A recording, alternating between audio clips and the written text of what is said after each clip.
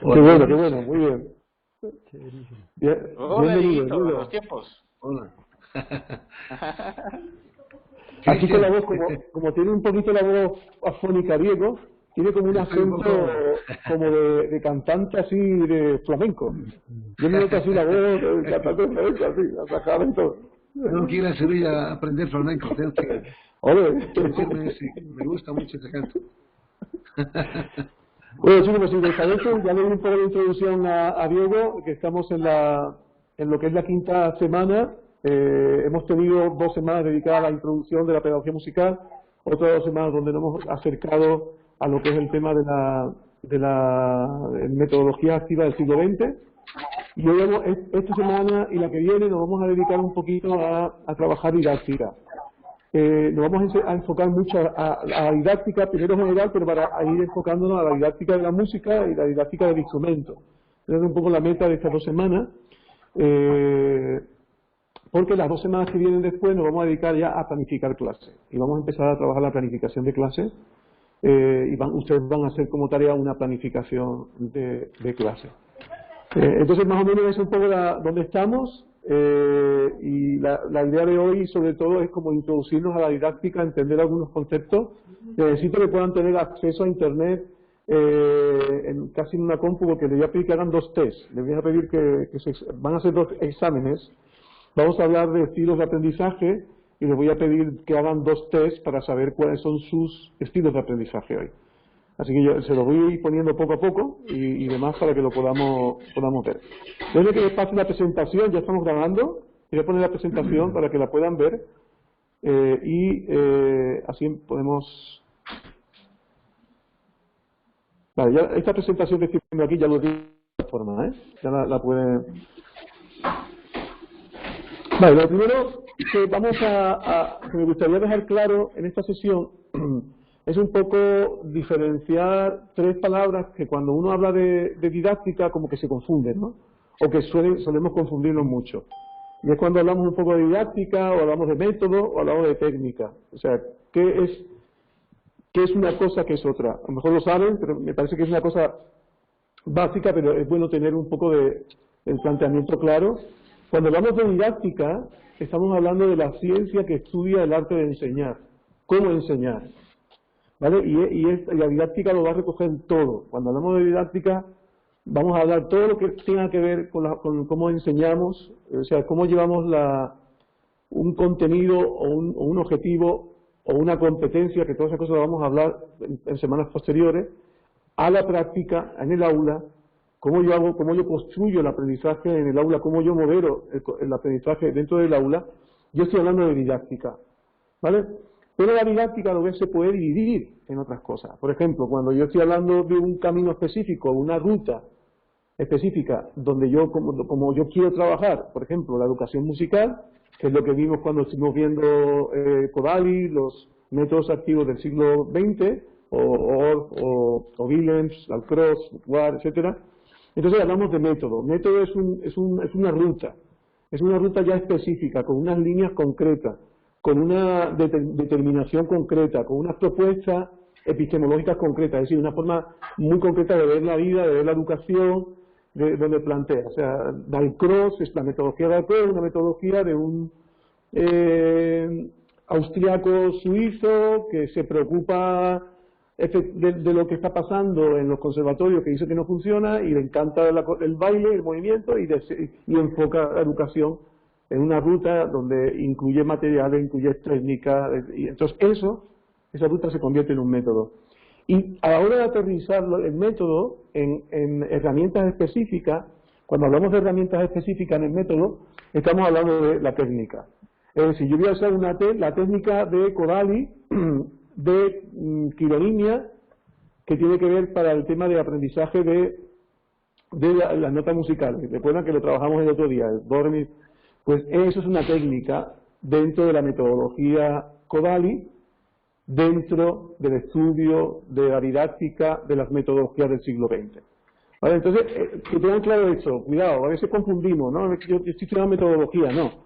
En verdad, el mapa grande de cuando uno planifica la clase, pues tiene que ver con eso de la didáctica. pero luego eso se aterriza en caminos, métodos y en herramientas específicas técnicas. Vale, antes vamos a empezar a hablar un poco cómo aprendemos. Vamos a hacer un primer ejercicio o dinámica para ver cómo aprendemos. Y me gustaría utilizar esta gráfica, una gráfica muy conocida de Glasser, que ahí hay muchas gráficas de este tipo. Probablemente Glasser es uno de los que se acerca un poco más a la propuesta de lo que sería un conocimiento más científico. Yo no sé si es Diego. Diego, ¿te puedo pedir si puedes bajar el micrófono, apagar el micrófono? Creo que entra un ruido de fondo, me parece que es tuyo. No sé si... Solamente dale al mute. Sería darle al botón primero que está abajo a la izquierda, que pone silenciar. Abajo a la izquierda. Ya. Si le das ahí, lo pones, y cuando ya quieras hablar lo vuelves a activar. Listo. No, pero sigue sonando. Yo no serás tú. A ver. Stephanie dice que está sonando cuando quiero yo decir algo, silenciar con silencio.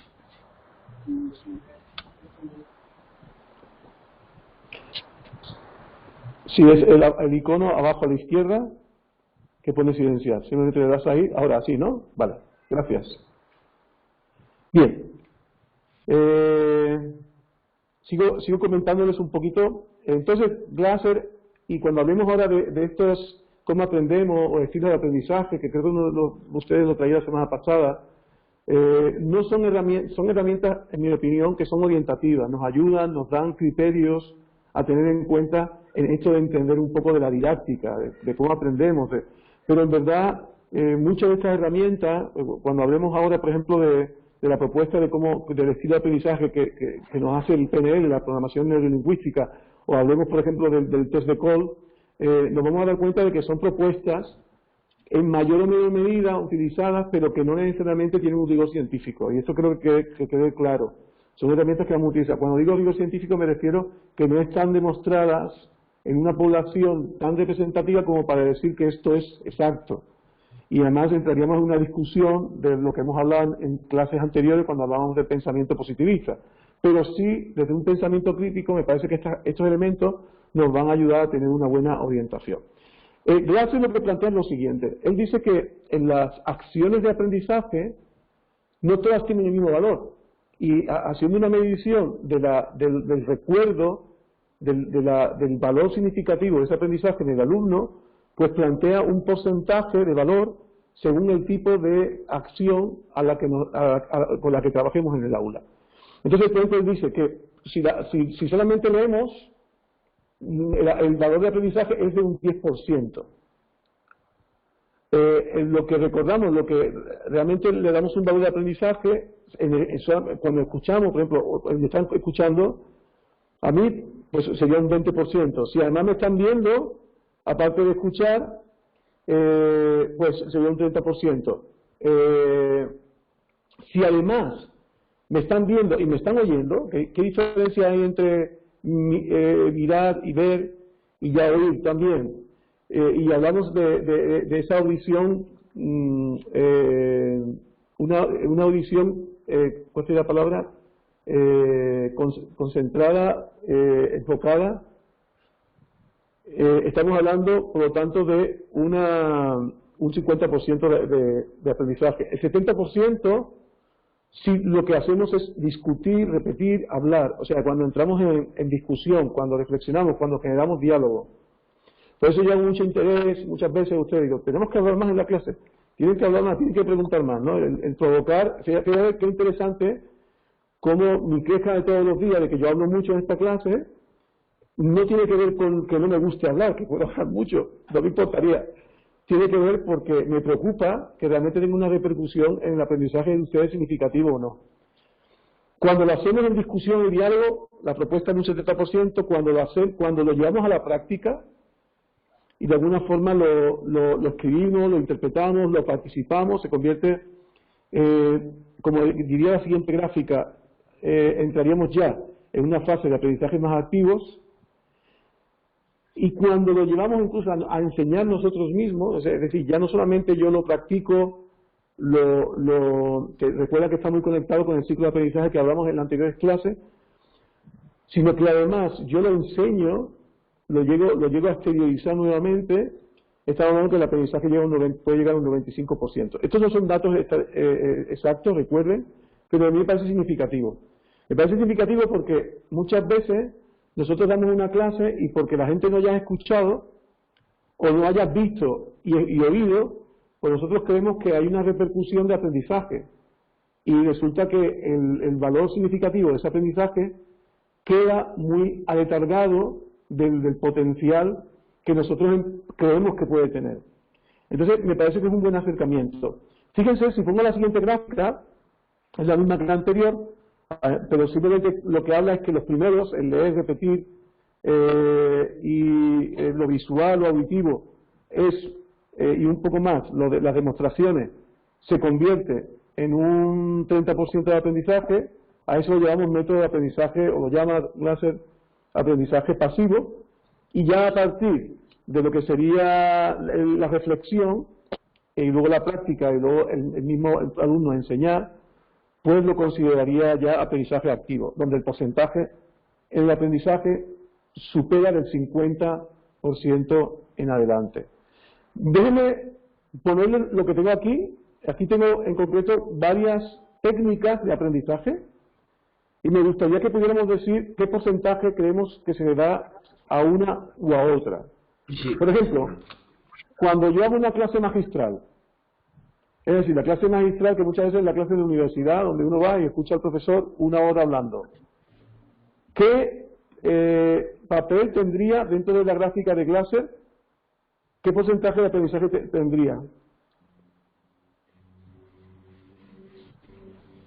A ver, ayúdenme, ya he hablado demasiado yo. El 20%. 20%. ¿20%? ¿Vale? Puede ser que incluso está audiovisual, estamos hablando de un 20%. ¿Vale? La producción y presentación de trabajo, ¿vale? La producción y presentación de trabajo de los alumnos. ¿Qué porcentaje tendría? Un 30. 75.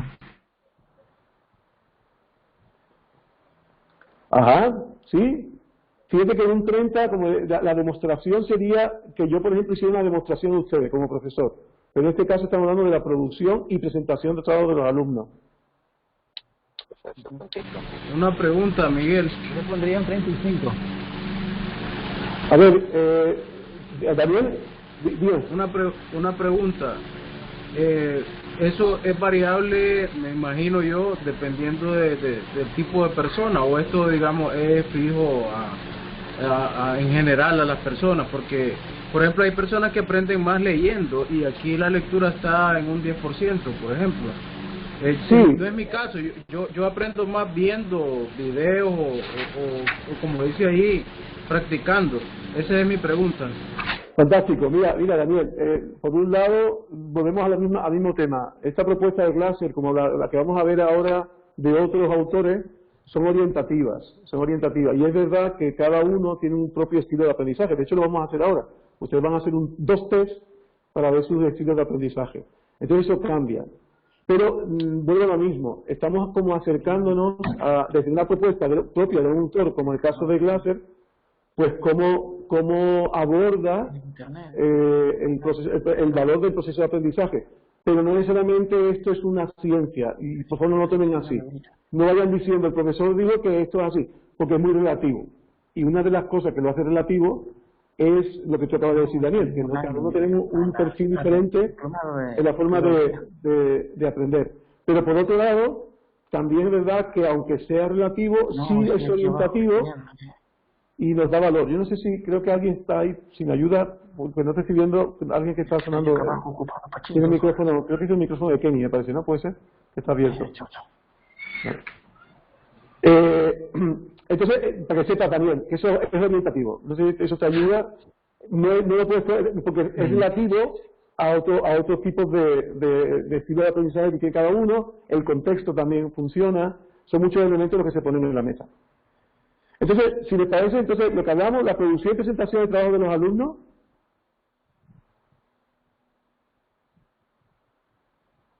¿Qué opinan? Según Glasser, ¿cuál sería el porcentaje? $50%, 50%, porque ahí dice trabajo cooperativo, 50% sería. Fíjate que en un sentido, ese 50% de debate sí tiene esa parte, porque además en la producción de presentación de trabajo de alumnos hay una parte de debate, pero fíjate que interesante, esa producción y presentación es el alumno el que toma el rol de profesor en ese momento. Y él realmente es el que prepara, construye, hace la gestión del conocimiento y luego la presenta a los compañeros.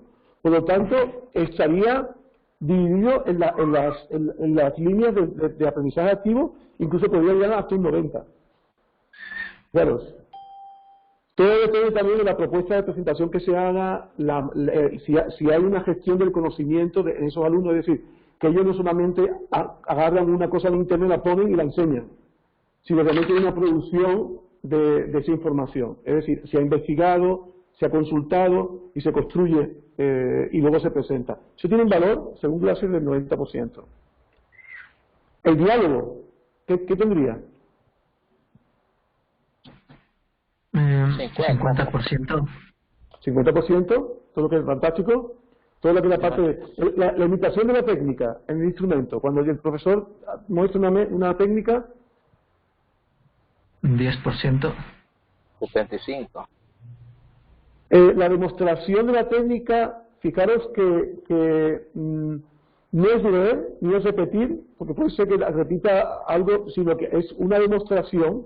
Él está viendo una demostración como tal, y luego lo puede llevar a una práctica. Lo que pasa es que no es la práctica en sí mismo no significa que cuando una persona solamente practica algo que imita al profesor, es un ejercicio de repetición.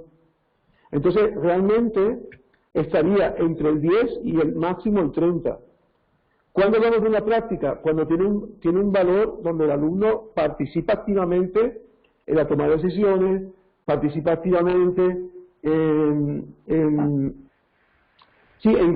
construir el proceso, no solamente en repetir. Cuidado, o sea, a veces confundimos, y eso es uno de los problemas que tiene el instrumento. Muchas veces la educación instrumental se ha hecho por repetición. Y es como que se dice, bueno, es que el profesor demuestra que lo sabe hacer bien y se lo enseña porque está la única técnica, porque está la única forma de hacerlo. Y entonces, además de que estamos creando un pensamiento en el alumno, una propuesta en el alumno cerrada, positivista, conductista de cómo hacer la educación, también estamos creando un aprendizaje muy vago, porque el alumno lo único que se dedica es a repetir.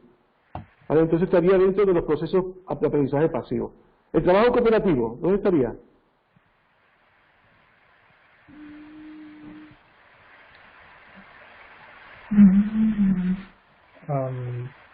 Yo creo que un 75%, porque ahí ya están poniendo más en práctica todo y todos.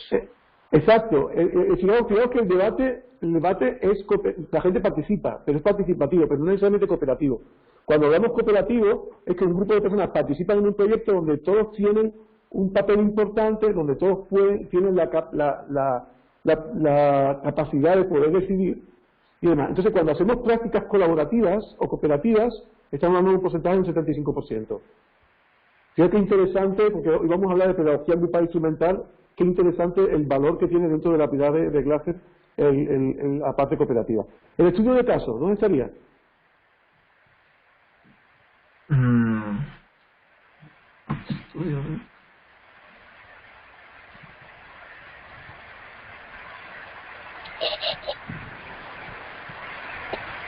Les hablo de un estudio de caso. O sea, yo les pongo un ejemplo de algo que pasó. Estamos hablando, imagínense, de la motivación. Y les pongo un ejemplo para ver si esa motivación es intrínseca, extrínseca, cuál es el problema. Se los cuento y ustedes deciden cómo se soluciona el problema. Cómo se soluciona, o cómo el caso lo analizamos, vemos los pros, los contras. ¿Dónde estaría eso? 50%. Bueno, Kenny. Sí, yo pienso que ahí también. Sí, estaría más ahí, en el debate. en ver algo, en analizarlo, en la parte reflexiva, en lo que es el concepto dialógico, el concepto de Freire, la propuesta muy de la metodología freudiana de Freire. La resolución de problemas.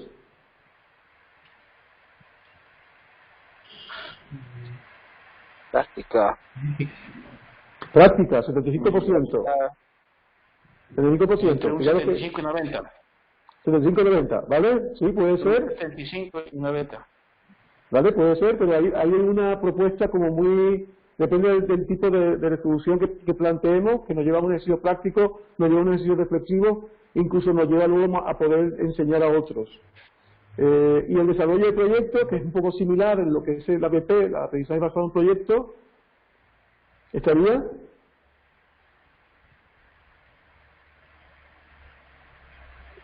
Entre 75 y 90. También. Fíjate interesante, entonces, 75, ¿vale? Fíjate interesante que por lo menos, si esto no es, y buen comentario de Daniel cuando hizo la pregunta esa, y que me ayuda a mí a recalcar, si esto no es realmente ciencia exacta, y quiero que lo vean así, si es y hay cosas relativas, que vamos a ver otras cosas, sí es verdad que nos da una buena orientación. Significa, ahora, cuando ustedes enseñan en su clase, piensen en eso, ¿cuánto de su clase en porcentaje lo dedican a los aprendizajes activos, a los métodos de aprendizaje activos, y cuál de su tiempo de clase lo dedican a los pasivos? Es decir, si su clase es leer, repetir, audiovisual y demostrar, usted está haciendo un aprendizaje pasivo. Si usted está haciendo debate de práctica o está proponiendo que ellos enseñen, usted está haciendo aprendizajes activos. ¿Cuánto de su clase? Piensen en su clase. Yo, o me lo hago yo mismo, si quiere, yo me castigo a mí mismo, me hago yo la evaluación. Fíjense que para mí es importante que en las primeras clases haya debate. Y no lo he conseguido todavía, me cuesta un poco todavía. Parece que esta diapositiva nos está ayudando un poquito al tema. Pero mi meta es que luego cuando venga la práctica, vamos a hacer una experiencia práctica en vivo, vamos a encontrarnos para darle también valor. Entonces yo creo que estoy todavía utilizando aprendizaje pasivo y tengo que darle más fuerza a las propuestas más activas. Daniel, ¿ibas a decir algo? ¿Te escuchamos? Sí, en mi caso yo diría que era mayormente pasivo, pero desde que estoy recibiendo este diplomado he implementado algunas cosas que están entrando en lo activo. Entonces ahora considero que estoy en un 50% de ambas cosas. Muy bien. ¿Alguno más? Gracias, Daniel. ¿Alguna persona que no tenga miedo? Vulnerabilícese, sin problema. ¿Qué opina? ¿Dónde se encuentra usted? ¿Sus métodos son los pasivos o los activos? ¿A Manuel? Igual que Daniel. Antes era muy pasivo. Ahora mis clases son más activas. Les permito a los muchachos que creen, les permito que participen, que expongan, que opinen, que ayuden a los otros. Entonces creo que he pasado de un aprendizaje pasivo a uno activo. Qué bueno, qué bueno. Bueno, ¿Alguno más? Sergio. Venga. Correcto. Bueno, en mi parte pienso Sí, que Luis. hemos sido más activos, creo, ya que les he enseñado a mis alumnos ya que se aprende enseñando. Entonces una de mis visiones, si un alumno no domina algo, pues lo puede enseñar. Entonces creando ese ambiente más, como le digo, de enseñanza. Muy bien. Luis. Sí, yo tenía era más como una inquietud en ese sentido, porque, por ejemplo, lo ideal para mí es trabajar la parte activa, ¿no? Donde los estudiantes desarrollen, pero cuando se presenta una malla curricular, un pensum ya establecido, en donde es un poco difícil desarrollar esa parte activa y le lleva a uno a esa parte poco participativa. ¿Qué hace uno en ese caso? O sea, ¿cómo hace uno para articular esas dos partes más bien? Porque eso me pasa a mí a veces, ¿no? Tengo una malla que tengo que cumplir y a veces no me deja que esa parte activa se desarrolle en los estudiantes. Sí, esa es una buena pregunta. Fíjate que hay algo que emana de esa pregunta, y es que muchas veces nuestro sentido de éxito de la clase no está a veces tan enfocada al resultado final en cuanto al valor significativo en el aprendizaje del alumno como el hecho de que todo lo que tiene que dar se ve. Entonces, a veces nuestras clases curricularmente cumplen con las expectativas de todo lo que tiene que dar, pero luego nos damos cuenta de que los alumnos no aprendieron o realmente el valor significativo de ese aprendizaje fue mínimo porque nos quedamos en un ejercicio o en un método muy simple para poder cumplir con el tema, ¿no? Entonces yo pienso que es verdad lo que tú dices. A veces cuando te piden un programa o un currículum, pues la realidad es que si tienes que cumplir con el programa, estás cumpliendo con el programa. Esa es tu realidad. La realidad del alumno es que el alumno no conseguirá los objetivos que tú te planteas con el programa. Por eso yo creo que vale la pena un diálogo desde la perspectiva del currículum muchas veces, ¿no? Yo mucho que tuve que hacer en muchas ocasiones fue enfrentarme a decir, bueno, ¿de qué vale que yo dé mucha teoría si eso no va a tener repercusión, ¿no? Si realmente la repercusión va a ser muy baja. Entonces, claro, eso yo creo que es un diálogo y evidentemente volvemos a lo de siempre. Si usted da el giro en su contexto y se va a todo a 90, usted va a vivir una utopía, porque eso no le va a funcionar, porque no vivimos en un sistema que esté preparado para que todos los elementos atiendan a esa perspectiva de cómo hacer un aprendizaje activo. Entonces, esto es un proceso. Entonces, no se desanime, yo te diría, Luis, no te desanime, pero crea espacio de diálogo, porque ¿de qué vale que yo traiga mucha información y al final la repercusión que tiene es muy baja, ¿no? Entonces, como yo he espacios para poder dialogar con eso, ¿no? Chéverísimo. Entonces, ahí tienen una idea, más o menos. Recuerden, esto es aproximativo, esto no es ciencia, ¿eh? Y los que vamos a hablar ahora, también en el estilo de aprendizaje, me gustó que uno de los compañeros de ustedes lo trajo el otro día ya, lo adelantó, y le quiero dar valor a eso, pero también me parece un poco relativo, aunque en su relatividad es una información orientativa muy buena. Cuando hablamos de estilo de aprendizaje, nos encontramos que los estilos de aprendizaje, el compañero el otro día nos decía, sí, porque hay tres, está el visual, el auditivo y el kinestésico. Sí, también, pero eso es desde el modelo PNL, de programación neurolingüística, que es una propuesta de psicología, no voy a entrar en el tema, pero proponen eso. Pero hay más. Por ejemplo, en el procesamiento de información hay 4. Está el estilo de aprendizaje activo, reflexivo, pragmático y teórico. Pero Freire y Zimmermann, en la categoría bipolar, dicen que los estilos son sensoriales intuitivos, visuales verbales, secuenciales globales, activos reflexivos, o el caso de Kolb, en este alto, ¿no? que lo quiero traer hoy a la mesa. Dice que el estilo de aprendizaje que nosotros tenemos puede ser convergente, divergente, asimilador o acomodador. Vamos a hacer una práctica ahora. Me gustaría que hiciéramos dos prácticas. Y es que vamos a agarrar el modelo PNL y el modelo de Kolb y vamos a intentar analizar en primer lugar cuál es nuestro estilo de aprendizaje. Dentro de la educación en los últimos años, y muy en parte por la tecnología, ha tomado mucho valor lo que es la educación adaptativa, es decir, entender a cada alumno. O sea, no encontrarnos con una educación que intenta estandarizar al alumno, sino que intenta entender cómo el alumno es. Y desde su realidad poder construir un conocimiento adaptativo. Y ese planteamiento requiere que nosotros tenemos que saber cómo nuestros alumnos aprenden. Como bien decía al principio, como preguntaba Daniel, cada uno tenemos una preferencia hacia un estilo. Y no significa que usted, en el modelo PNL, usted sea muy visual, o sea, usted sea visual y nada más. Es probable que usted sea visual, tenga algo de auditivo y tenga también algo de kinestésico. Puede ser, todo eso puede tenerlo. Incluso hay personas que desarrollan en profundidad varios de ellos. ¿Vale? Pero sí es bueno que usted tenga ese conocimiento, esa reglamentación para yo adaptar mi clase, el que yo me conozca primero a mí mismo, cómo yo funciono, pero también yo pueda conocer a mis alumnos.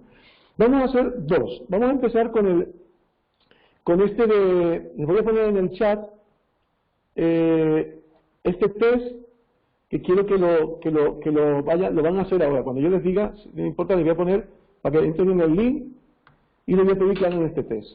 Vamos a hacer un primer test que lo que nos habla es de los modelos de aprendizaje, de los modelos de estilo de aprendizaje según la programación neurolingüística.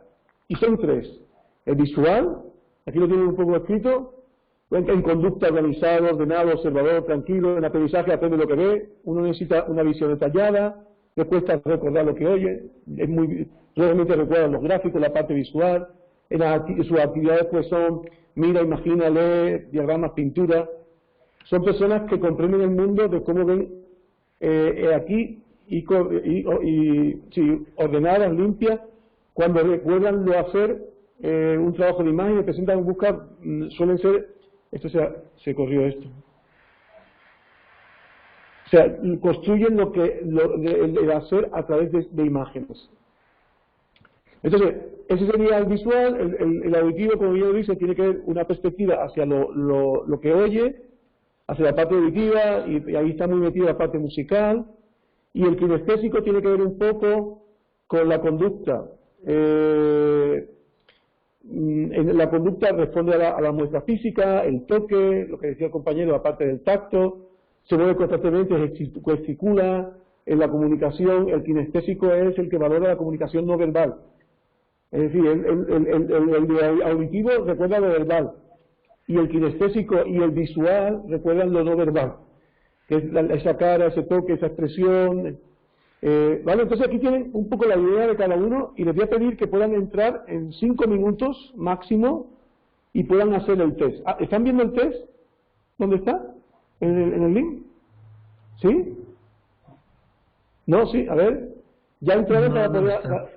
En el chat, lo he puesto aquí en el chat. Hay un chat.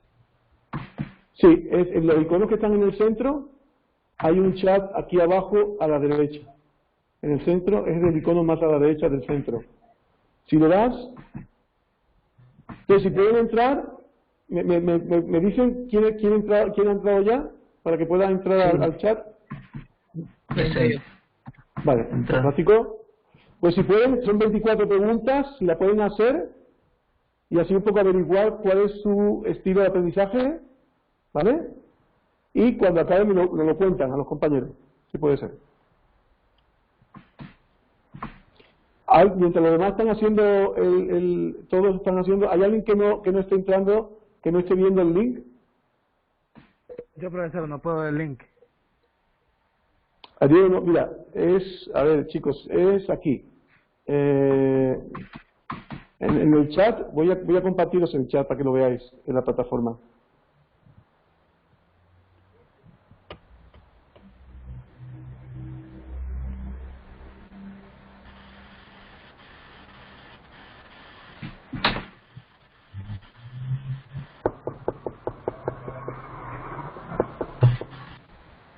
A ver.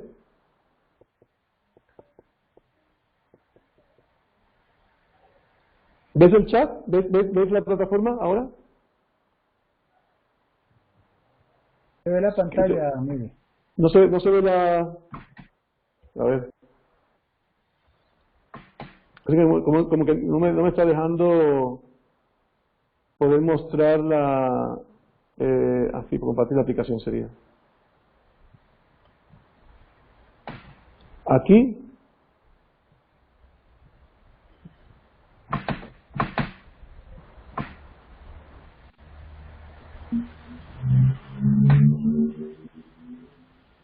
¿Ahora?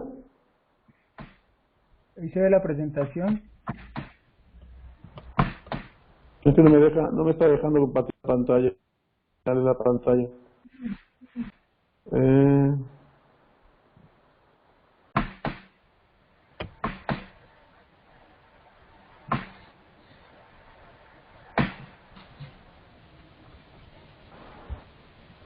¿Y ahora? Tampoco. No. No puedo, lo siento, compartirle. Lo que tienen es, te lo enseño, es este link, lo voy a poner, voy a compartir entonces lo que es la página, para que lo vean. Y ahí sí lo puede, si alguno de ustedes no puede entrar, pues como tiene el link lo puede hacer más tranquilamente, pero sería bueno que por lo menos un grupito lo pudieran hacer. ¿Cómo van? ¿Algunos ya lo hizo? ¿Están ellos?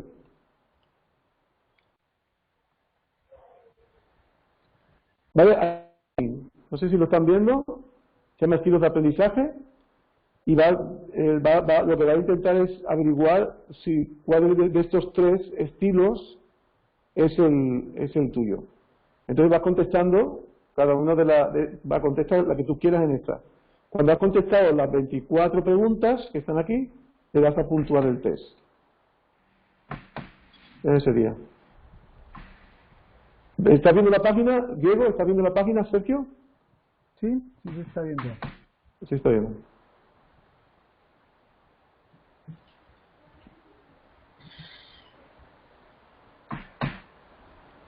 ¿Sí? ¿Se animan? A ver. Sí, yo lo estoy haciendo. Venga, venga. Entonces lo que tienes que hacer es agarrar este link que yo lo he puesto en el chat. Este link de aquí, que está aquí. Y lo voy a poner nuevamente en el chat, que lo vean. Y entras en el link para que puedas...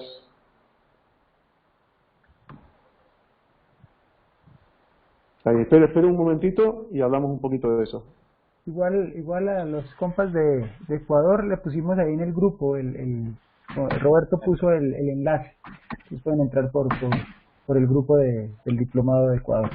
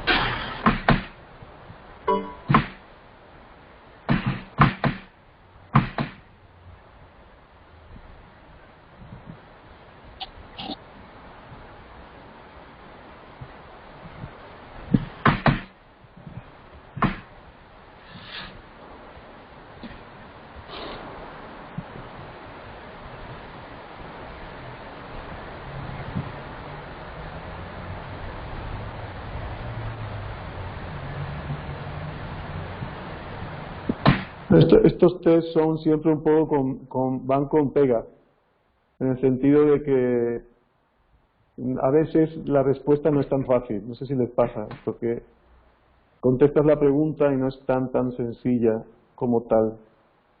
Quiero decir que a veces es sí, me gusta el examen escrito, pero también un poquito de la opción múltiple. Entonces no es tan exacto. Pero creo que igual que con la mentalidad que estamos hablando es orientativo. Sí, a ver. Al terminar las preguntas aparece puntuar test. ¿Le damos ahí? Le das ahí, exacto. Le das ahí aquí a puntuar test.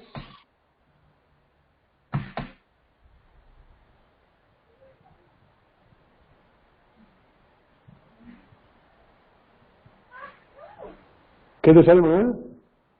Vamos a ver, dice el resultado del test. Tu estilo cuestionante se muestra como una estrella. Sale aquí, es después de la gráfica te sale. Por ejemplo, yo he hecho este no es el mío, pero para que sepas. Me sale auditivo. ¿Auditivo? ¿Qué porcentaje te sale auditivo? 54.17. ¿Y luego, kinestésico? Visual 25% y kinestésico 20.83. Vale, entonces tienes un porcentaje más alto auditivo, luego visual y luego kinestésico. O sea, tú no eres táctil. A ti que no te toques, casi, ¿eh? Más que oír y ver. Está bueno, está bueno. A ver, ¿quién más? Kenny, tú dijiste, ¿no? Sí, auditivo 4167, visual 37.5 y kinestésico 20.83. ¿También? Muy bien, muy bien. O sea, siguen saliendo ustedes auditivos. Se va a cumplir la norma esta de que los músicos somos todos auditivos.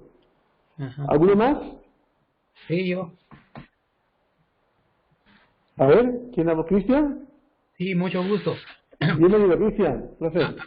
Gracias, muy amable, qué gusto a todos. Me sale auditivo 45-83%, kinestésico 33.33% y visual 20.83%. Somos Wow. músicos, ¿eh? Somos músicos. Y les pregunto, Cristian, Kenny y Manuel, ¿es verdad? ¿Se sienten identificados con esto? Es verdad. ¿Sienten que sí? Claro, Sí. por supuesto. Ah, mira, qué bueno, Sí, necesariamente, ¿eh? bastante acertado. Miguel, yo ya lo tengo. A ver, Gabriel, venga, dale. Igual, auditivo 45-83%. Vaya, vaya. Kinestésico dice 29.17 y 25% es el otro que... Fíjate. Sí. Es interesante, ¿no? Que salimos todos en auditivo y luego con un porcentaje de algunos visual, otro más kinestésico, depende un poquito de... ¿Alguien más? Me llama la atención, ¿Manuel? Sí.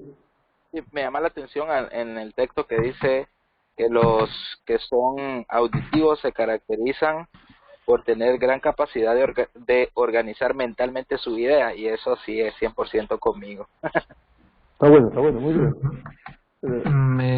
Me sale auditivo 54.17, kinestésico 29.17 y visual 16.67. Vale, bueno. Claro, no quiero entrar ahí mucho, pero es una forma también de acercarnos, de conocernos y de conocer un poquito nuestra realidad incluso conocer la de nuestros alumnos. Esto también nos tiene que hacer pensar a la hora de seleccionar cómo trabajamos las cosas, cómo construimos. Les paso otra vez la presentación de antes, un momentito para que las puedan ver y con esto cierro. Tenemos otro, pero no lo vamos a hacer por una cuestión de tiempo, pero si ustedes lo quieren hacer tranquilamente, lo hacen en casa, lo ven. Recuerden un poquito, ¿no? El planteamiento visual, el conocer un poquito, ¿no? El cómo la conducta, fijaros en el detalle de cómo está organizada, ordenada, observador, tranquilo, preocupado, muestra muchas emociones a través del rostro, es muy comunicación no verbal, aprende de lo que ve, el auditivo aprende repetidamente, constantemente de lo que hay, recuerda las cosas por paso, se olvida uno y si tiene ninguna visión tiene global, es decir, hay se convierte realmente casi en la perspectiva global de su percepción, gira en torno a la parte auditiva. Y el kinestésico, porque estábamos hablando, ¿no? Un poco la parte táctil, fijaos que interesante que esto también se conecta mucho con nuestra forma de recibir el afecto. O sea, al final no es solamente el aprendizaje, es una forma de comunicación como tal, ¿no? No me meto en esto más, para que tengan una perspectiva, les presento este a mí me gusta más, me parece que es un poco más acertado a la propuesta del estilo de aprendizaje, y tiene que ver un poco con, Cole presenta un cuadro con unas variables. Si ven, la variable horizontal es cómo se procesa la información, y en una variable vertical él presenta cómo se percibe la información. Y en base a eso, pues él pone 4 puntos cardinales: norte, sur, este, oeste, que tiene que ver con la experiencia concreta al norte, con la abstracción el sur, a la izquierda la experimentación muy activa, y a la derecha la observación excesivamente reflexiva.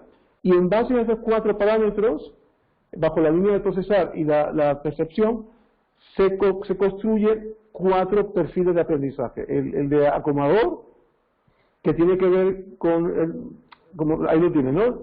no le dan un manual, son las personas de multiplicidad y de acción, prefieren trabajar rodeado de personas y se buscan la vida para conseguir recursos y alcanzar. Es decir, es una persona, si se dan cuenta, que está muy enfocada a la experimentación y a la percepción de la experiencia concreta. Entonces hay muy poca reflexión.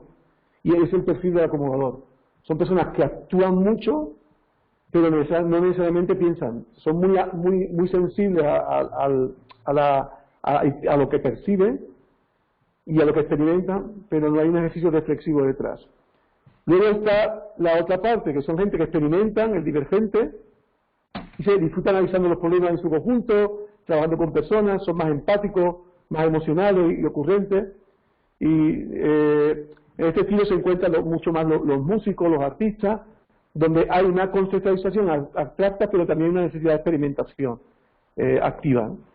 Y luego entramos en el otro lado, el concepto del asimilador, que lo que tiene es lo opuesto al acomodador. Si el acomodador era con mucha experiencia concreta, en una experimentación activa, poco pensar, el procesador es terriblemente lo opuesto. Es una observación reflexiva, es decir, todo lo que le llega a su procesamiento es a través de la reflexión y no hay experiencia. Es una conceptualización, su conceptualización es abstracta. Fíjate qué interesante, ¿no? Y el opuesto al divergente, en este caso, es que parte de la experiencia concreta y de la observación reflexiva. Y en el caso que son los opuestos y necesitan una aplicación práctica a las ideas para poder detectar teorías y resolver problemas. Es decir, si se dan cuenta, tanto el convergente como el divergente suelen ser un poco más equilibrados entre la tensión, entre la participación y la parte teórica o conceptual, o de procesamiento conceptual o abstracta. ¿Vale? Aquí está el link, lo tienen en la presentación, si lo quieren hacer, y pueden jugar un poquito más con este. Este test es más largo.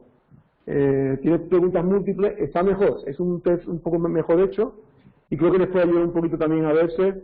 Recuerden, estas propuestas no solamente son propuestas de cómo aprendemos, sino de nuestra forma de ver la vida, de nuestra forma de construir el conocimiento, de nuestra forma de comunicarnos, de nuestra forma de relacionarnos. Tienen una amplitud que puede ser interesante.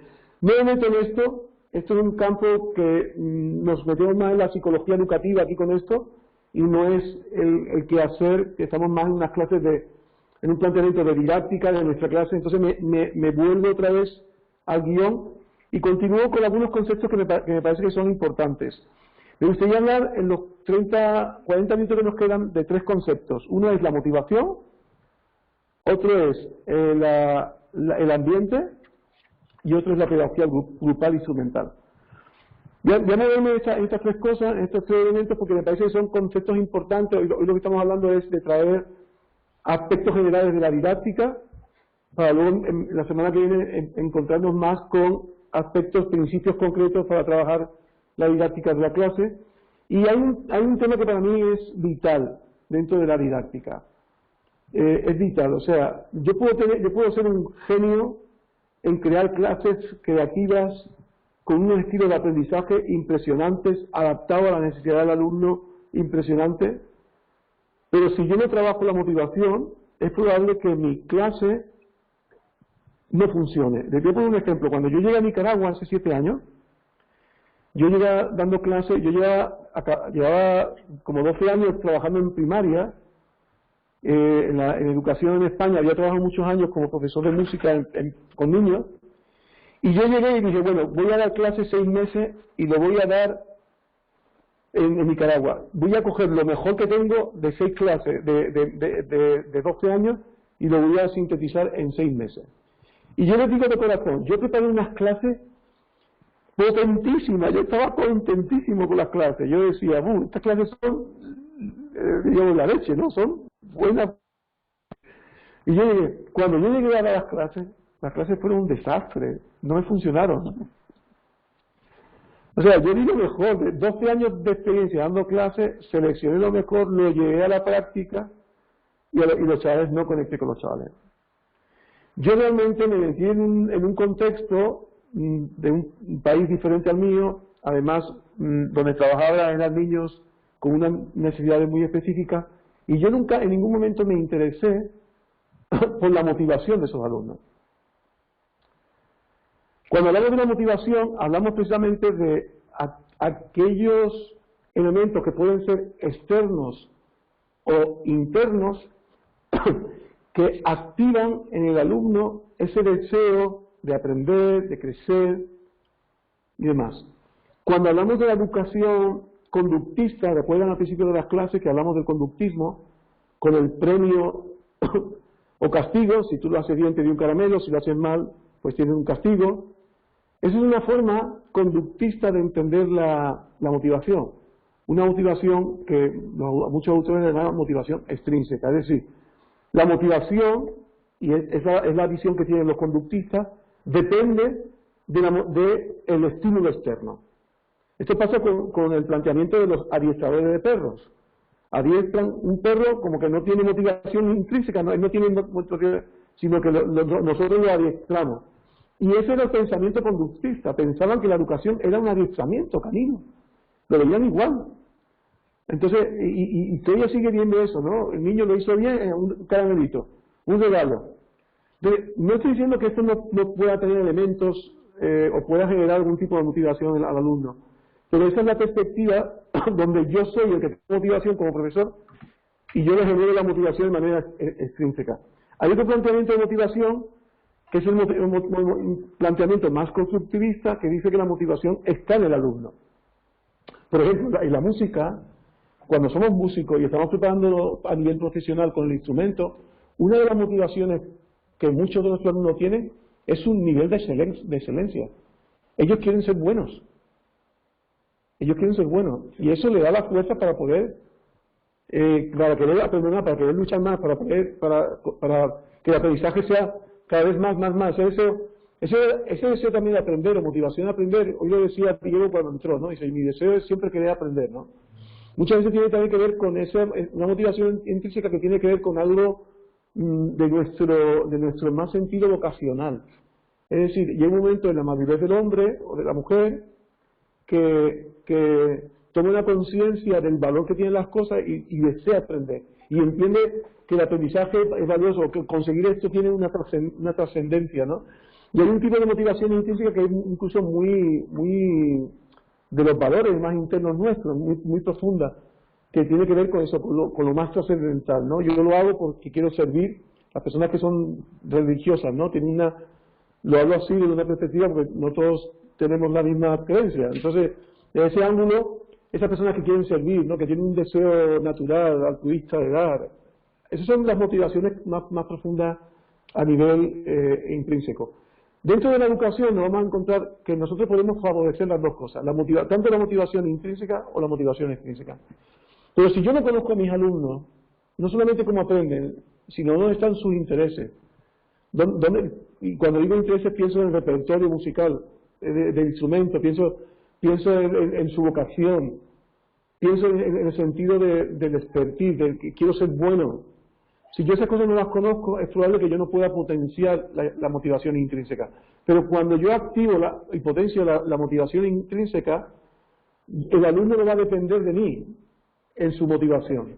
Esa es la diferencia de lo extrínseco. Lo extrínseco es que al final el alumno depende de cómo active el profesor, ¿no? Y si no hay respuesta, estímulo externo, no hay reacción al estímulo. Voy a poner un gráfico que me parece muy bueno, que lo tienen ahí también habla de cómo se ve la motivación desde una perspectiva de la motivación intrínseca y de la motivación extrínseca. Este es un autor que se llama Guttens, es un profesor de música, creo, de Barcelona, que lo que hace es que él plantea, fijaros qué interesante, la gráfica viene los tipos de motivación intrínseca, las necesidades psicológicas, las características de la actividad, las autopercepciones, y él dice que las que tienen que ver con la motivación extrínseca pues son el desvío atencional, los aprendizajes vicarios, que son los aprendizajes modelados, o las técnicas de modificación de conducta. Ya cuando escuchamos eso, a mí me asusta. Yo cuando escucho esta palabra como que me pongo alteradísimo, pero bueno. Pero fíjate interesante, y el parámetro de abajo es la edad, de niño de 2 años a 16 años. Por ejemplo, en la necesidad psicológica, la motivación de la curiosidad es muy alta en las primeras edades, pero cuando el niño llega a la adolescencia, y esto lo hemos hablado ya, fijaos qué pasa con la curiosidad, que baja. Pero es curioso que es en la edad, a partir de los 12 años, 14, va subiendo en adelante en la adolescencia el sentido de la afectividad. El sentido, cuando digo de la afectividad, es el sentido del expertise, lo quiero hacer bien. O sea, ese sentido de esa conciencia y es interesante que aumenta también, no tan significativamente, pero aumenta también la causa personal, es decir, ¿cuál es mi razón? ¿Qué es lo que a mí, lo que vocacionalmente me interesa, me gusta? ¿Vale? Luego, las características de la actividad, que es las propiedades que tiene la actividad, si se conecta con los gustos del alumno o no, y los desafíos que tiene que ver un poco si genera un desafío al alumno. Fijaos que muchas veces las clases requieren un reto. Si el reto de la clase es mayor a lo que el alumno puede ser frustrante. Pero si el reto de la clase está planteado bajo el nivel de las posibilidades del alumno, siempre es gratificante. Y eso es una línea de motivación que se mantiene durante todo el tiempo. O incluso en la parte de la autopercepción, el sentido de la competencia, que aumenta de lo competitivo, de hacerlo bien, aumenta ligeramente conforme la edad, pero se mantiene.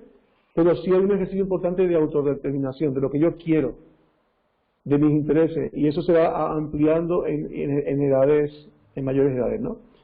Creo que es interesante aquí que esa sería la parte de motivación intrínseca, y la parte de abajo, creo que es interesante, ahí el desvío atencional es muy alto, es decir, el niño pequeño que se despista, hay la capacidad de concentración más baja, y es interesante que el aprendizaje modelado por el profesor es muy fuerte, pero es interesante que con la edad de adolescencia, esa motivación que se puede dar por el aprendizaje modelado del profesor pasa con los papás. También ustedes, los que son papás, ustedes en esas edades, su modelo se convierte en un referente, pero cuando llega la edad de adolescencia, pues el aprendizaje vicario o aprendizaje modelado por el profesor se reduce y aumenta el del compañero, ¿no? El de los compañeros. Es decir, porque el adolescente deja de atraerle la parte vinculante del adolescente, la construcción del aprendizaje, recuerden, es lo comunitario. Y el elemento global vinculante del aprendizaje del alumno es el juego, del niño es el juego. Entonces esos son los dos grandes bloques donde vamos a estar construyendo. Por eso el sentido grupal y la formación instrumental grupal tiene mucho significado en alumnos adolescentes como tal. O sea, usted trabaja con adolescentes y trabaja clases individuales, usted tiene un problema muy serio, porque usted no está entendiendo el contexto de valor que el alumno le da a lo comunitario y lo significativo que es para él. ¿Vale? Y algunas técnicas, acabo con el gráfico, que toman más importancia o menos importancia, como son los castigos, el esfuerzo básico, el esfuerzo diferencial. El esfuerzo básico es cuando, si el alumno cumple con la tarea, pues le doy un premio. Si el alumno cumple esta nota, le doy un premio, los refuerzos. Y el primero que no se ve mucho ahí, que es el refuerzo selectivo, es cuando yo refuerzo un tipo de conducta. Y el que se porta de esa forma siempre lo apremio. Y en cambio el diferencial es apremio a lo opuesto que lo que yo no quiero que yo sea. Es un poco, si se dan cuenta, este tipo de aprendizaje de motivación extrínseca, en mi opinión, son un poco manipuladores. O sea, no sé cómo lo ven ustedes, ¿no? Pero a mí no me gusta. Nada, o sea, no me parece que estemos bien enfocados cuando realmente estamos creyendo que podemos utilizar este tipo de propuestas. Me paro ahí un momentito y les pregunto, ¿son conscientes cómo trabajan ustedes la motivación en el aula? Después de esta presentación básica que he hecho sobre la motivación, qué interesante, no sé si pudieron ver el vídeo que puse ahí, pero cuando un alumno llega a una escuela de música, su motivación es alta. En cambio, su nivel de conocimiento es bajo. Cuando el alumno lleva unos meses en el aula, en la clase con usted, empieza a subir el conocimiento, pero el nivel de motivación muchas veces baja, ¿no? Entonces, muchas veces eso es un indicador de que no estamos sacándole partido a la parte de la motivación intrínseca del alumno. Me callo ahí. ¿Qué opinan de eso? ¿Opiniones? ¿Les suena chino esto? ¿Les suena esto de motivación? ¿Habían oído hablar de motivación intrínseca y extrínseca? ¿Sí? Vale, ¿cómo hacen ustedes normalmente cuando motivan a sus alumnos? ¿Piensan lo extrínseco o lo intrínseco? Profe, Sí. bueno, yo nunca había visto esta tabla, pues. Sin embargo, pues uno siempre trata de motivar al alumno. Pero si hay algo que me llamó ahorita muchísimo la atención, tiene que ver con la motivación para atender niños, ¿verdad? Que ellos se motivan por medio de la curiosidad, de juego, y de los adolescentes, que es el trabajo comunitario, pues, de estar rodeado, de estar en un contexto con otros. Y en esa parte yo estoy fallando, porque, por ejemplo, como mis clases son privadas, entonces prácticamente atiendo a un alumno en solitario, y son alumnos adolescentes. Entonces considero de que en esa área yo tengo que buscar cómo mejorar para lograr la motivación correcta, pues, en los muchachos, en los adolescentes. Y creo que por esa razón es que algunas veces ellos comienzan en clase, pero como se sienten solos, se desmotivan y luego se salen. Y ahora entiendo por qué razón sucede eso. Sí. Mira, fíjate que yo estuve por muchos años dirigiendo un coro. Nosotros tenemos una escuela de música en Sevilla que se llamó Coro Joven. Le dimos el giro. En vez de ser una escuela, era un coro. Era un coro que tenía banda tocando en vivo, gente bailando, o sea, era toda una estructura multidisciplinar. Y las clases de música las hacíamos en torno a ese grupo comunitario. Y ellos daban conciertos, viajaban, había un trabajo, eran chavales de 12 a 19 años los que tenían.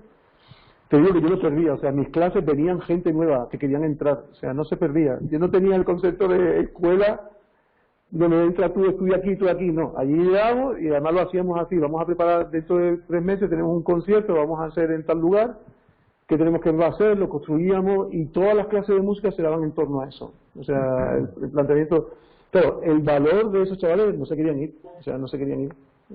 Y fijaros qué interesante que todo el movimiento, los que estamos en Centroamérica, ¿no? El movimiento de maras y todo este tema, o sea, ¿qué es lo que hace que una persona no se quiera ir de una mara? O sea, ¿qué es lo que hace esa fuerza? O sea, ese chaval que en su contexto de familia se siente excluido y demás, encuentra una familia en las maras, en este tipo de grupos, ¿no? O sea, hay un valor motivacional muy alto que lo conduce negativamente, pero tristemente es la... Sí, fantástico. Más comentarios a esto. No sé cómo lo hacen ustedes, el tema de la motivación. ¿Alguna persona que o lo has pensado alguna vez, que has hecho? La tendencia normal es premiar al alumno mejor. De hecho, va a muchos lugares y dice, este es el mejor alumno. O competición a ver quién toca mejor. O sea, está bien porque la competencia, a mí me parece que la competitividad, desde una perspectiva sana, que habría que definir qué es competitividad sana, me parece muy bueno. Y en música es muy bueno, pero muchas veces premiamos al que lo consiguió y hasta qué punto eso también tiene un valor significativo del alumno o no. Es otro tema. Sí, continúo entonces. Kenny, ¿vas a decir algo? Sí, que yo quería aportar. Fenomenal. Te escuchamos. Sí, bueno, muy gentil. A ver, yo tengo dos situaciones en mi carrera como maestro. Las dos me ocurrieron paralelamente, justamente por la experiencia de haber trabajado con jóvenes y en mi época de adolescente, haber sido deportista notable.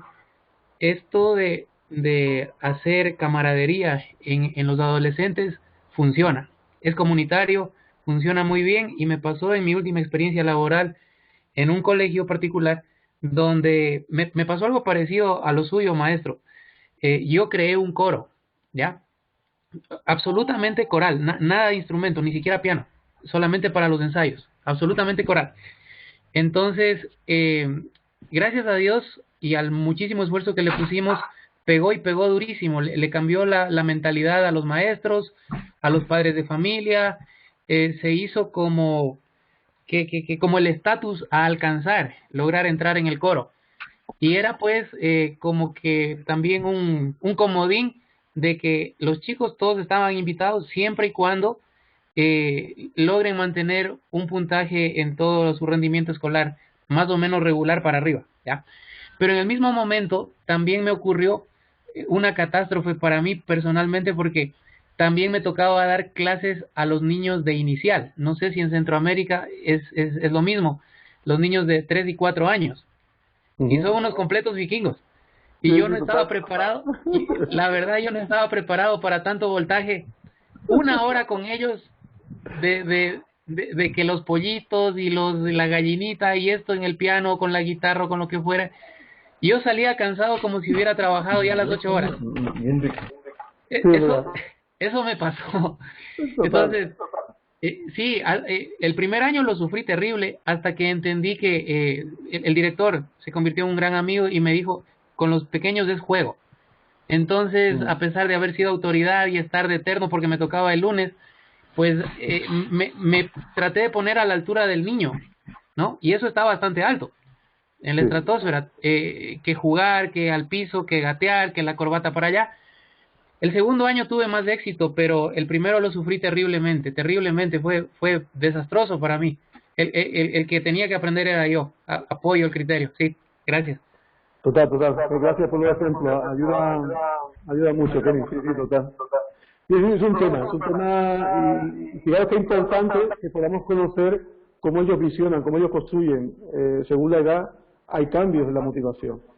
Pero por eso es importante pues conocer este tipo de elementos a la hora de nosotros construir, porque por muy buena didáctica que hagamos y unas clases tan perfectas que hagamos, si no está conectado con los intereses de ellos y con la motivación de ellos, probablemente nuestra experiencia no tenga un resultado significativo, ¿no? Fantástico. Déjenme decir un poquito más, y hoy esto de conceptos y dejar como muchas cosas ahí, perdonen, es un poco como un collage de cosas. La semana que viene entraremos algo un poco más de concreto, ya tirando hacia el aula, pero creo que estas cosas tienen que estar también presentes. El otro tema que para mí es muy importante es el tema que yo trabajo mucho. Tuve la oportunidad de tomar una clase con un coach, que la palabra coach tampoco me gusta mucho, pero es un pedagogo el tipo, que hace coaching o acompaña, y el tipo trabajaba mucho el tema del ambiente. Se llama Danny Pock, y Danny Pock decía lo siguiente. Voy a compartir. Yo pensaba que me estaban viendo, estaba compartiendo pantalla. Bueno, pues no voy a la pantalla. Danny Pock dice esto. Dice que, y yo se lo aplico en todas las áreas, en la clase de sonido, en todas las cosas de olor.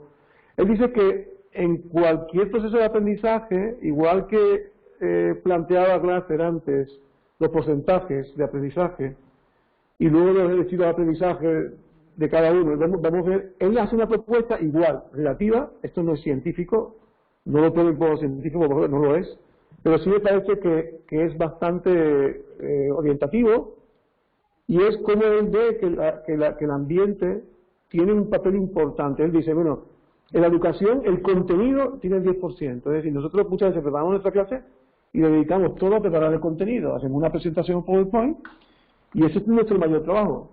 Pero ese trabajo tiene una repercusión, según Danny Pock, de un 10% de valor significativo en el aprendizaje. Quiere decir que el alumno recordará probablemente o tenga una trascendencia y un valor para él, que lo conecte con otras áreas de su vida o en la misma construcción de su perspectiva de conocimiento, de un 10%. Él dice, si yo dedico también un tiempo al proceso, que sería didáctica, lo que estamos viendo ahora, es decir, el cómo, si conozco la motivación que tiene, si las actividades que quiero usar, las actividades enfocadas a que sean realmente activas y sean de aprendizaje activo. Pero él dice, aún seguimos con un 60, dice él, ¿no? Y dice, si nosotros queremos llegar al 100%, tenemos que considerar el ambiente. Cuando Danny Pock habla del ambiente, no está hablando de que no es el ambiente, no es el trabajo ambiental, no es que cuidemos el universo y cuidemos el campo, no está hablando de eso, está hablando del clima y del ambiente de la clase. Por ejemplo, una clase con distractores es una clase con mal ambiente.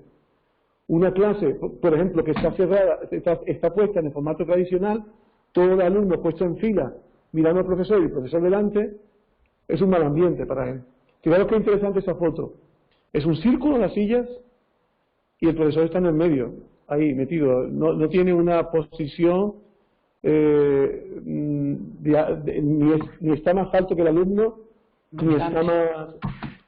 O interesante, él está sentado al mismo nivel. No está en ¿cuántas clases tenemos que el profesor está en una tarima y está en una posición dominante con respecto al alumno? Ahí no. Ahí el profesor está en una posición al mismo nivel que ellos. ¿Vale? Fijaros que es una clase que tiene mucha luz, la iluminación, la importancia, o sea, los distractores, que la iluminación sea buena. Una clase que ahí no lo vemos, pero que la acústica sea buena, sobre todo los auditivos lo sufrimos. Y una clase que tiene eco, Dios mío, yo lo paso fatal en la clase. O una clase demasiado abierta a las clases. Me pasa mucho que hacemos clases de sonido en iglesias aquí en Nicaragua, y muchas iglesias lo que hacen es que abren las ventanas. Y ahí pasa el lechero, pasa el frutero, pasa el otro, y un sonido ambiente que tienes todo el tiempo ahí, ¿no? Entonces, yo sí lo creo. Yo por mi tiempo de experiencia, en mi caso personal, yo sí soy un apoyo de este Danny Poc. Y pienso que sí, que en la medida en que yo cuido ese ambiente, yo estoy dándole una parte importante al aprendizaje. Voy a hacer un comentario de uno de los alumnos, por ejemplo, el caso Manuel. Manuel tiene un estudio precioso de grabación. Lo tiene muy bonito, lo tiene muy bien decorado, bien... Uno se sienta ahí, y ahí da las clases él. O sea, y yo no sé tu experiencia, Manuel, cómo es cuando los chavales van a un sitio así. Y también entiendo que Kenny también tiene un estudio, me imagino que esas clases también las tienes muy bien montadas, no lo dudo, Kenny, claro, que también la tienes.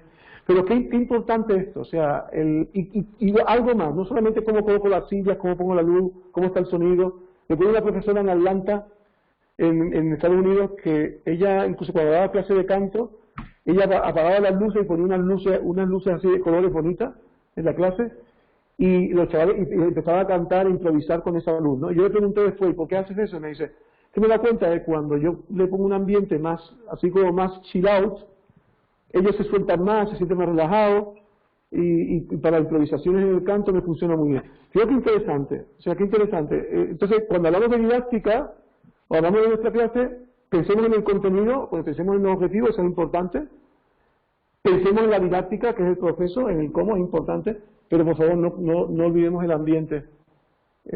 ¿Cuál es su experiencia con esto? ¿Comentarios sobre este tema? ¿Sí, no? ¿Habían pensado esto alguna vez? ¿Le dan valor? ¿O dan clase en cualquier sitio? ¿O cómo cuidan? O sea, dígase que esté limpio, lo que somos auditivos, por favor, pónganle en buena acústica a la sala. O sea, yo una sala con mucha reverberación, yo me muero. O sea, yo no podría recibir opiniones, a ver, comentarios. Venga. Miguel, yo creo que este sería un tema de, como hablábamos al inicio, de conversar, de dialogar, aún yo creo que con las autoridades, porque muchas veces no se entiende el concepto del ambiente. Puedo contar mi experiencia.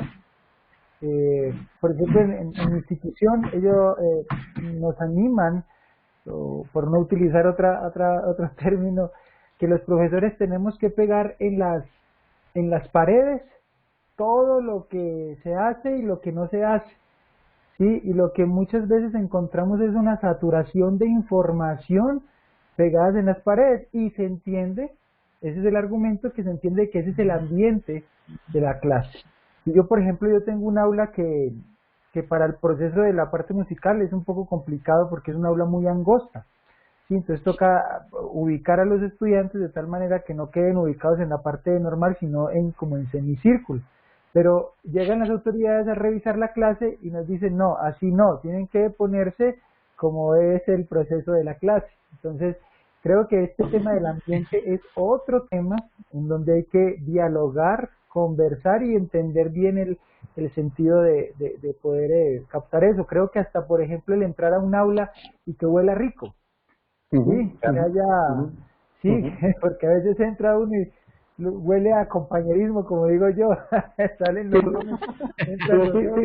fíjate Luis, que incluso nosotros los músicos somos muy dados a veces un poco descuidados físicamente, pero te digo que un niño valora mucho la belleza. No estoy diciendo que uno tenga que ser un guapetón, porque no lo es, pero por lo menos que uno se cuide físicamente mínimamente.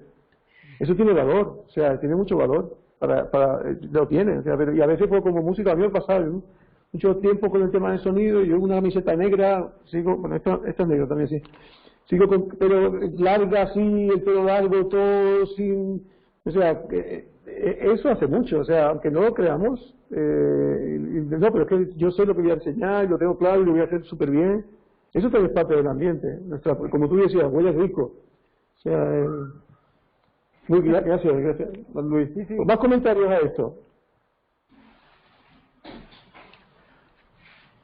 ¿Lo han pensado, no? Así, dale, Kenny.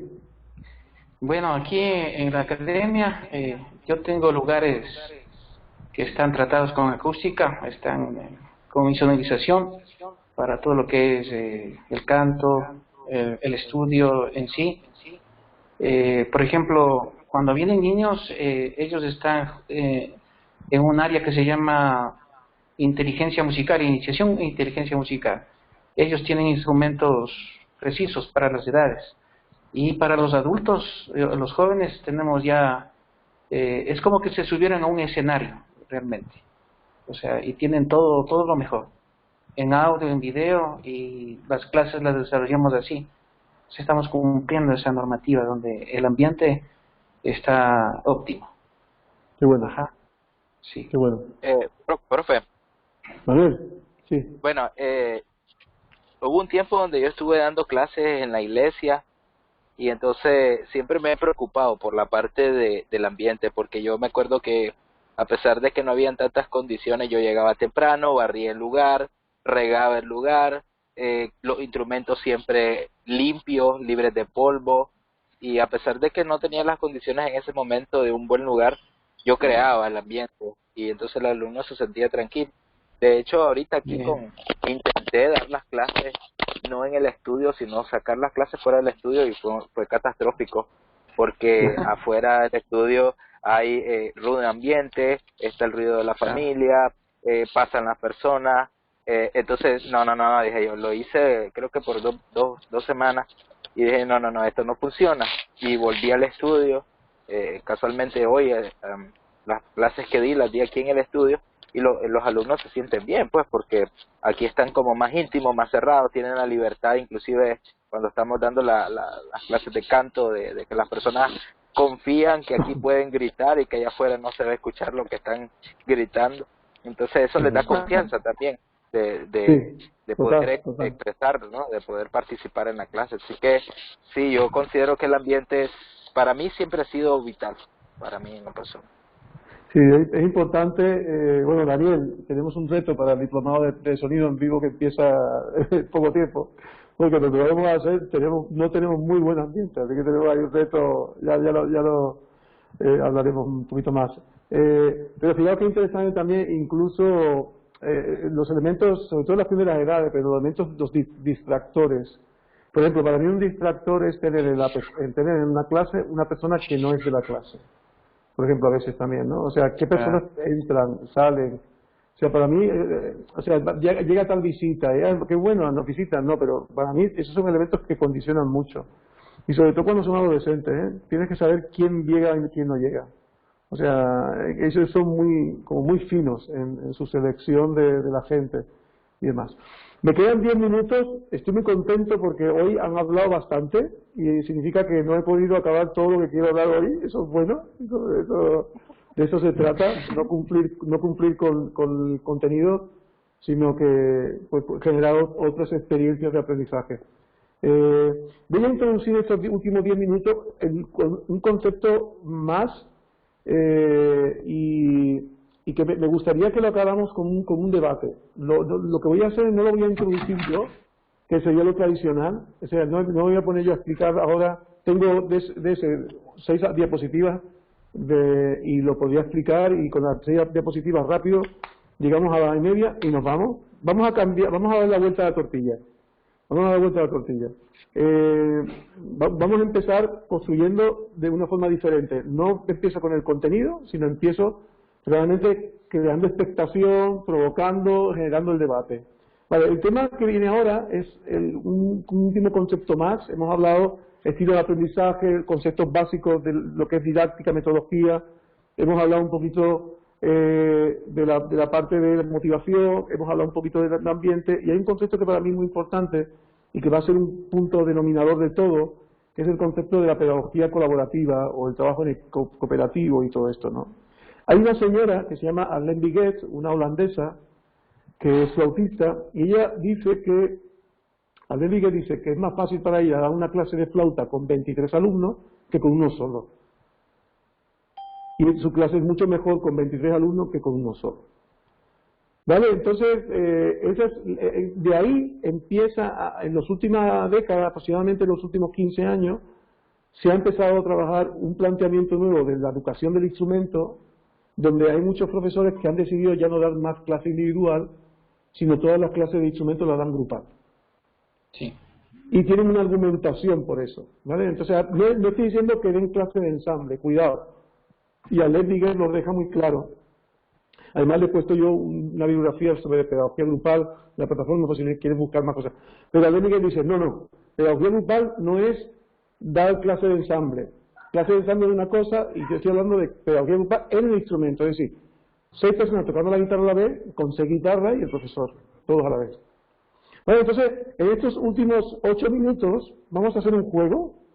Y entonces, a ver, Kenny, Manuel, Diego y Dani, ustedes están a favor de la pedagogía grupal, ¿vale? No estoy dando ningún argumento, no les estoy explicando lo que dice Arlene Biguet. Créanselo, sean defensores, la pedagogía grupal es lo mejor, fuera la pedagogía individual, fuera los profesores individuales, fuera, ustedes defienden eso. Vamos a discutir ahora. Y Gabriela, buenas noches Gabriela, qué bueno tenerte por aquí. Cristian, bienvenido. Cristian también. Luis y Sergio, ustedes son de la pedagogía individual. Ustedes son el alumno y el profesor. Todo perfecto. Si viene alguien más, todo es terrible. No existe otra opción. Entonces, el juego en estos 7 minutos que nos quedan, habla uno del grupo de la grupal y le contesta uno del individual. Y vamos a participar los 8 en un juego de debate donde los primeros 4 que he nombrado van a defender la pedagogía grupal y los últimos 4 van a defender la pedagogía individual, es decir, yo, el profesor y nada más. Que no se le ocurra entrar nadie, porque cuando el alumno y yo estamos es perfecto todo. Y yo soy capaz de verlo todo, y yo le doy todo lo que necesita el alumno. ¿Vale? O el grupal. No, es que la experiencia de vernos juntos, la motivación que se da cuando la creatividad que emana de 6 personas en vez de solamente del profesor. Le estoy tirando tips para que un poco ustedes empiecen a defenderse. ¿Empezamos estos 6 minutos del juego? ¿Sí? A ver, el grupal, empieza el grupal. A ver, cuando quieran. Vamos a hablar de eso, tienen que haber... A ver, la experiencia, Daniel, empieza tú.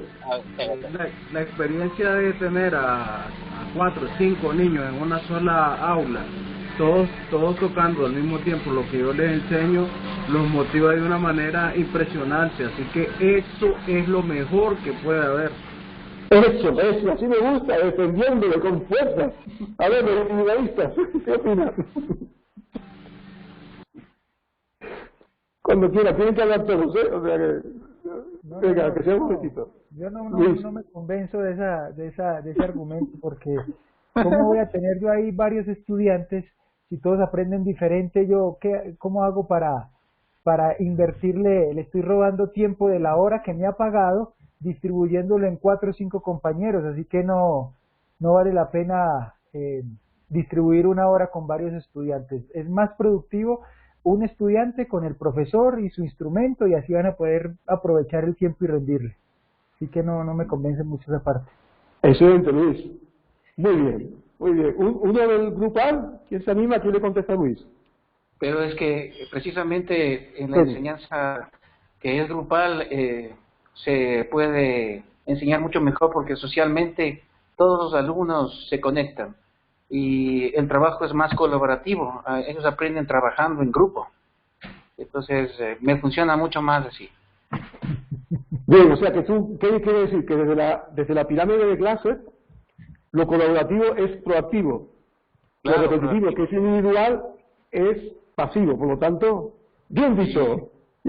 A ver, ahora voy a apoyar al individualista, no se preocupe. Bien dicho, venga. Individual. No puede ser, Era Cristian, Gabriela y Sergio. No, ya, los que ya no pueden hablar. Ya los que ya no pueden. No sé. Hola. Hola, hola. Sí, Cristian. a ver. Pues bueno, maestro, toda opinión es respetable, pero yo sostengo la tesis de que si yo soy un luthier y voy a construir 10 guitarras, tengo que hacerlo uno cada vez. Por tanto, esta pedagogía de el alumno con su instrumento y el maestro con su instrumento garantiza la calidad del aprendizaje del chico, de tal manera que yo contrarresto y me contrapongo a la tesis de que todos al mismo tiempo. Eso puede ser en un segundo momento. Hasta ahí mi respuesta. Muchas gracias. Bien dicho, Cristian, muy bien. Sí, el aprendizaje adaptativo y las posibilidades de poder trabajar específicamente en necesidades muy concretas no se da tan fluidamente o tan factible en un grupo grande. En cambio, en un grupo pequeño sí. Bien dicho, bien dicho. A ver, grupal. Ahora dije que iba a ayudar al otro por eso. A ver. Pues yo. Venga, uno. Bueno, yo no estoy de Manuel. acuerdo, no me gusta mucho el sistema individual porque realmente se le enseña a los muchachos a trabajar en equipo. Recordemos de que a menos que vayan a ser solistas, pero la mayoría de nosotros tocamos con otros y desde ya se les va enseñando el trabajo colaborativo. Se quita ese individualismo y ese ego de que yo soy el mejor músico. Cuando trabajamos en grupo logramos trabajar la parte también social de los muchachos para que logren compartir con otros. Así que yo prefiero quedarme y me quedaré con esta, que es colaborativa.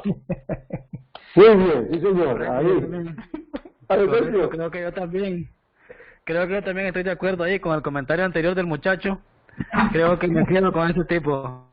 Pero no, Sergio, tú eres individual. Lo siento, no puedes. Lo siento, no te dejo. No te dejo. Estoy cortado. No, tú eres individualista, lo Al final, siento. no pude escucharlo al final, los comentarios de qué se trataba. Es un juego, no se preocupe, es un juego, pero tú tienes que defender lo individualista. A lo mejor no lo crees, ¿eh? O sea, yo no estoy diciendo, cuidado, que ni uno es mejor que otro ahora mismo. Pero tienes que defender lo individual. Ok, perfecto, entonces. Estaría en contra, entonces, al final de mi compañero. Porque creo yo que si comienzo a trabajar con una sola persona, creo que los resultados van a ser mayores que con trabajar con 30. Siempre los resultados van a ser si lo trabaja de manera individual a cada persona. ¿Vale? Del grupo grupal nos queda Roberto, ¿me parece? Gracias, Bueno, Sergio. Si me escuchan, compañeros. Ajá, ¿Diego? Sí. ¿Me escuchan? Sí. Ok, a pesar de que estoy un poquito mal de mi pecho y de mi garganta, pero lo importante es que hay que defender la pedagogía grupal. Yo defiendo eso porque, como doy clases en una institución pública, tengo que en 2 horas dar clases a 18 niños, entonces los doy en 2 horas divido para 3 grupos, y me defiendo bien. Y así que arriba de la pedagogía grupal, defiendo. Vale, ¿quién queda? ¿Falta Gabriela? ¿Te animas? Venga. Maestro, buenas noches. ¿Sí me Buenas escucha? noches.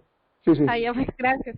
Bueno, yo sí defiendo la enseñanza individual porque creo que individualmente uno como maestro le encamina mejor al alumno en la parte, para mí, ¿no? En la parte técnica, en la parte ya de interpretación.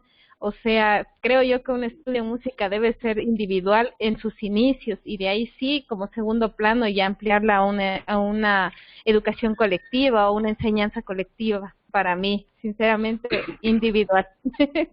Muy bien, muy bien. ¿Te falta algo, no? Creo que falta Roberto, o ya habla. De la grupal, ¿verdad? De la que tú quieras. Si quieres, como es la última, si quieres cerrar y hacer un mix, con libertad. Bueno. A ver, la individual, yo voy a defender totalmente la individual porque enseñamos al alumno a que se defienda por él mismo, que no dependa de nadie, que aprenda que él solo puede salir adelante sin necesidad de apoyarse en otras personas. Así que pienso que la educación individual es la mejor y me quedo con eso. Muy bien, muy bien. Bueno, ese es un debate que no se ha cerrado. La semana que viene dialogaremos un poquito más sobre la propuesta de Arlette Biguet, que porque sea Arlette Biguet la que la propone no necesariamente sea lo correcto. Yo quiero animarles que yo les estoy teniendo muchos autores a la mesa pero no necesariamente todo lo que vean se lo crean, o sea, no necesariamente, pero sí ella trajo a la mesa una discusión muy fuerte hace como unos casi 15 años, 12 años aproximadamente, donde empezaron a aparecer intencionalmente escuelas con un sentido, no por dinero, porque muchas veces la pedagogía grupal se puede justificar, no, puedo poner clases más baratas, teniendo 6 alumnos que teniendo uno solo, pero empezaron a probar cosas como las que ustedes han dicho, ¿no? Que vamos a tiene un valor integral, o sea, cuando ves la educación desde la integralidad tiene que ser como colaborativa, no puede ser sola. La exposición de un alumno demostraron que un alumno que se expone a dar clases o a tomar clases de manera grupal está mucho más preparado para enfrentar el miedo escénico, etcétera, etcétera, etcétera. Entonces sacaron cosas buenas, pero también hicieron otras cosas que dijeron, mira, pues realmente el aprendizaje adaptativo no se trabaja tan bien. Entonces dijeron, bueno, pues podemos poner un asistente en la clase, o una persona que asista al profesor y está trabajando específicamente con necesidades al mismo tiempo, o incluso salieron cosas ahí. El próximo día le hablaremos un poquito más, pero sí es que esto es la introducción a un tema que es importante, ¿no? Y es que sí o sí, si queremos, acabando con la pirámide de Glasser, sí o sí, si queremos construir un aprendizaje significativo y activo, lo colaborativo tiene que estar. Porque en el debate se da lo colaborativo. En la práctica se da desde lo colaborativo. No es una repetición, nada más. Es una práctica de la realidad desde la comunidad. Y en la enseñanza de unos a otros, como dice Glasser, pues esa enseñanza donde el alumno se convierte en profesor se da también en un contexto comunitario. Definitivamente, el comunitario sigue siendo un común denominador del ejercicio del aprendizaje activo. Entonces, sí o no, pues cómo podemos hacer las paces en cómo podemos construir desde ahí, ¿no? Lo dejo ahí como una introducción. Me gustó mucho escucharle a los 9 y que defendieron, no necesariamente si les gustaba o no, y creo que eso hay una riqueza también de su parte, de su actitud, pero también de a veces hacer un ejercicio que necesitamos hacer, y es tener la disposición de incluso tener la predisposición de desaprender, siendo el concepto de desaprender uno de los conceptos más difíciles de construir en educación, ¿no? Sobre todo cuando ya tenemos unas formas. Entonces agradezco ese ejercicio y es un síntoma o un indicador precisamente de eso. Listo, la semana que viene nos encontramos, vamos a enfocarnos ya a unos principios didácticos para la clase de música que nos van a preparar a diseñar nuestra clase de música ya, y hablaremos un poquito de esto. ¿Está bien? Nos vamos, me gustó la ruta, así que les voy a pedir otro favor más, una palabra que se llevan de esta clase de hoy, rápidamente los 9, ¿sí? Venga, y ahí nos vamos. Sí, mucho aprendizaje el día de hoy. Me gustaron muchas cosas de las que se hablaron. Por ejemplo, el asunto de cómo dependiendo de las edades diferentes la motivación puede ser distinta. Por ejemplo, eso es bien importante conocerlo. Muy bueno. Y en realidad, pues hoy la sesión estuvo bien, muy alegre, muy bonita. Saludos a todos. Muy bueno, gracias. No tienen que hablar necesariamente si no quieren tanto, solamente con una palabra me conformo. O igual que Daniel, que lo ha explicado muy bien también, pero con una palabra es suficiente. Pero sí escucharlo a todos. Correcto, ¿Bien? ¿Sergio? Correcto, me gustó la clase. Se me estuvo cortando la señal, pero bueno, me encantó saber que indagando en las curiosidades, ¿no?, de cada uno de los alumnos puedes ayudarlos un poco más. ¿Vale? Y a lograr un mejor aprendizaje. Es un reto, ¿eh? Es un reto. Y fíjate, para mí la didáctica empieza cuando yo conozco a mis alumnos, no empieza cuando planifico la clase. Eso es un error para mí de los didactas. O sea, la gente que trabaja la didáctica, a veces, se hace mi percepción, la clase empieza cuando la organizo, cómo se va, ahí empieza la didáctica. No, la didáctica empieza cuando yo dedico tiempo a conocer cómo son mis alumnos. Muy bueno, gracias, Sergio. Me quedan 7, a ver. Yo me quedo con lo que dijo el compañero, no recuerdo el nombre, ahí me perdona, que cuando no se genera el ambiente, yo como profesor preparo el ambiente, o sea que no hay excusa para no hacerlo. Excelente. Te lo digo, Manuel. Gracias, Luis. Ya, gracias. Profe, yo quedo con la palabra evaluación. Para mí fue una clase o una sesión de autoevaluación donde me di cuenta de errores que estoy cometiendo, cosas que sí estoy haciendo y otras que debo de mejorar. Evaluación sería para mí la palabra clave de esta noche. Muy bien, gracias, Manuel. Bueno, para mí, la palabra clave de hoy es desaprender. Hay cosas que estamos haciendo mal y hemos aprendido que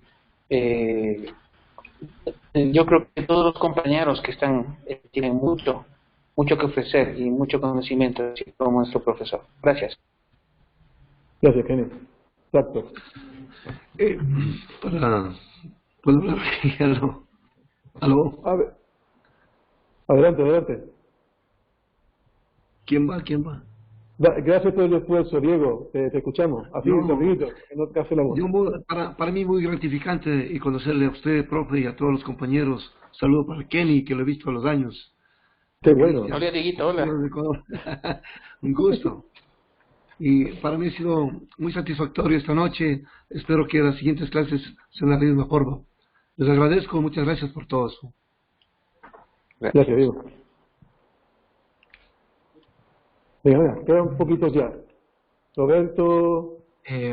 Me quedo con la palabra camino, que lo vimos en el método, puesto que es la clave para todo. Caminar paso a paso, se conseguirán todo. Y muy buena clase, muchas gracias.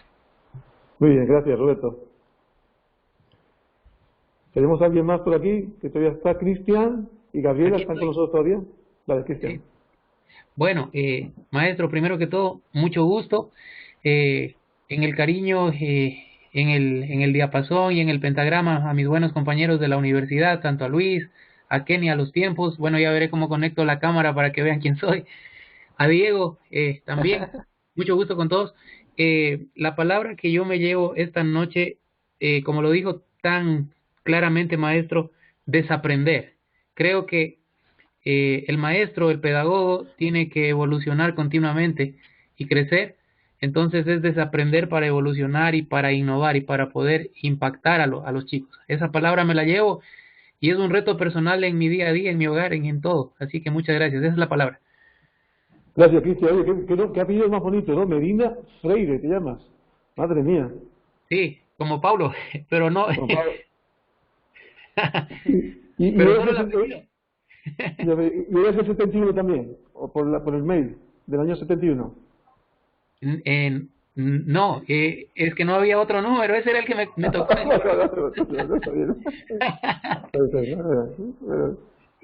Bueno, gracias, fantástico. A ver, un abrazo. Un abrazo. Gabriela, creo que falta nada más y... Sí, ¿verdad? Sí, maestro, bueno, yo me conecté un poquito tarde porque estaba con los problemas de internet por el cambio de domicilio que tuve recién. Me dijeron, me logré conectar y no escuché todas. Sí, ha sido un problema, pero bueno, ya está solucionado. Le puedo decir que lo poco que escuché me llamó bastante la atención esto de los ambientes, me pareció excelente, la verdad, pero espero poderme poner a entre esta semana y ya igualarme a las clases y en verdad le pido disculpas. No te preocupes, ¿entiendes? Tenéis este tema de la ventaja de que todas las sesiones están grabadas y ahí podéis... De hecho, yo animo a que podáis ver las sesiones, aunque estén en la clase. Creo que vale la pena muchas veces poder entrar, porque hay conceptos que como vamos muy rápido no se ven con profundidad y se quedan en el aire y puede ser también interesante. Chicos, gracias por todo. Bueno, creo, Luis, ¿tú dijiste algo? Sí, Luis sí lo dijo.